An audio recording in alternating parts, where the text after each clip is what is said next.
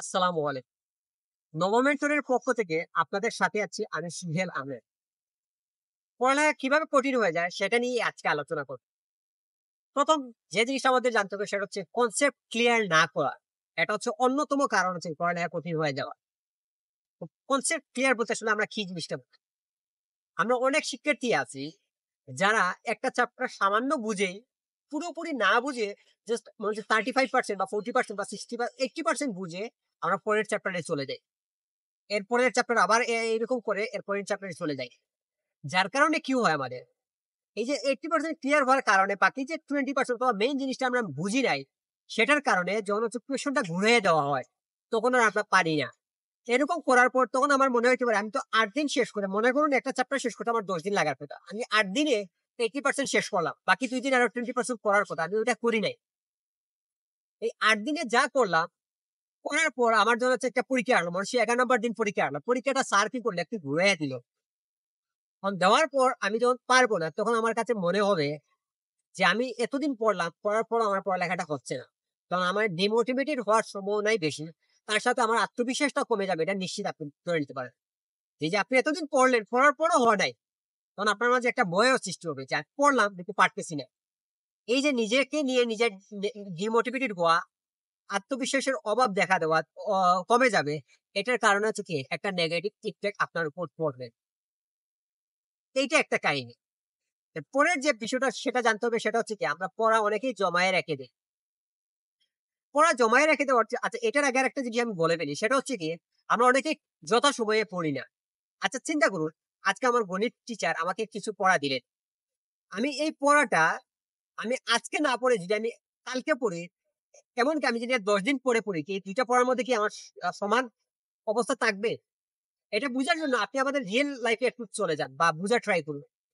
আপনার আপনার লাইফে হয়তো অনেক মুভি দেখেছেন বা অনেক নাটক দেখেছেন।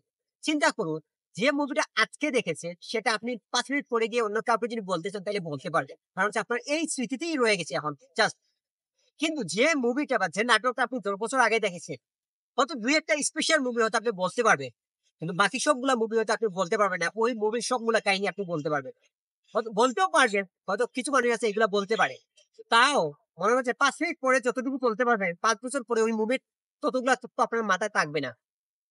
ঠিক তেমনি গণিতের একজন শিক্ষক বা ফিজিক্সের একজন শিক্ষক আপনাকে এখন যা পড়াবে, এটা আপনি তাৎক্ষণিক যদি করে ফেলেন, হয়তো বাসায় গিয়ে অথবা জায়গা থেকে যদি আপনি করতে পারেন, তাহলে আপনার মাথার মধ্যে যে স্যার যে তথ্যগুলো বা ডাটা গুলো দিয়েছিলেন, সেগুলো মেক্সিমাম থাকার সম্ভাবনাই বেশি।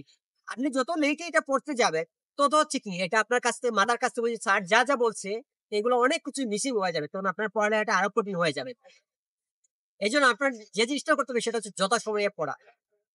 এরপরে আরেকটা জিনিস জানতে হবে সেটা হচ্ছে কি পড়ালেখাকে আমরা অনেকেই যে সমস্যাটা করি, কঠিন বানানোর আরেকটা কারণ হচ্ছে গিয়ে পড়ালেখাকে জমিয়ে রাখা।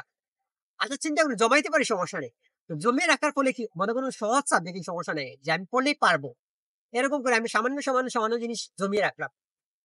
জমিয়ে রাখার পর দেখা গেল হচ্ছে পরীক্ষার দিন আসলো আমি হঠাৎ বের করলাম যে এইগুলা পড়বো। গিয়ে পড়ার পর দেখা গেল যে অনেক পড়া জমে গেছে। এটা চিন্তা করুন, আপনি একটা খেলাধুলার কথা চিন্তা করুন। একেবারে আপনার ২০ রান লাগে আপনি হয়তো চেষ্টা করতে পারেন। একেবারে ৩০ রান লাগে তাও আপনি চেষ্টা করতে পারেন, সমস্যা নেই। একেবারে ৩৬ রান লাগে তাও চেষ্টা করতে পারেন। কিন্তু যদি ১ বলে ৬০ রান লাগে তখন আপনি কি সাহস করতে পারবেন? তখনই আপনার কি হবে? আপনার আত্মবিশ্বাসটা চলে যাবে যে আর পারব না। আমার দ্বারা হবে না। থাক বাদ দিয়ে দেই। এইরকম চিন্তাগুলা চলে আসবে।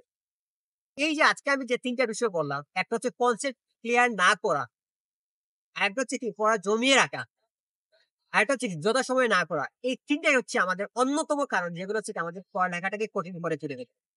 এগুলার কারণে আমাদের পড়ালেখার প্রতি যে আত্মবিশ্বাস বা আগ্রহ যেটা থাকে এটা কমে যায়। মোটিভেশনটা কমে যায়। ডিমোটিভেট হয়ে যাওয়ার সম্ভাবনাই বেশি। এবং পড়ালেখার প্রতি যে এনজয়মেন্ট থাকার কথা সেটা আরো হ্রাস পেতে থাকে। তো আপনাদের পরবর্তীতে ভিডিওতে আরো অনেক কিছু জানাবো। আজকে এতটুকু পর্যন্ত। আসসালামু আলাইকুম।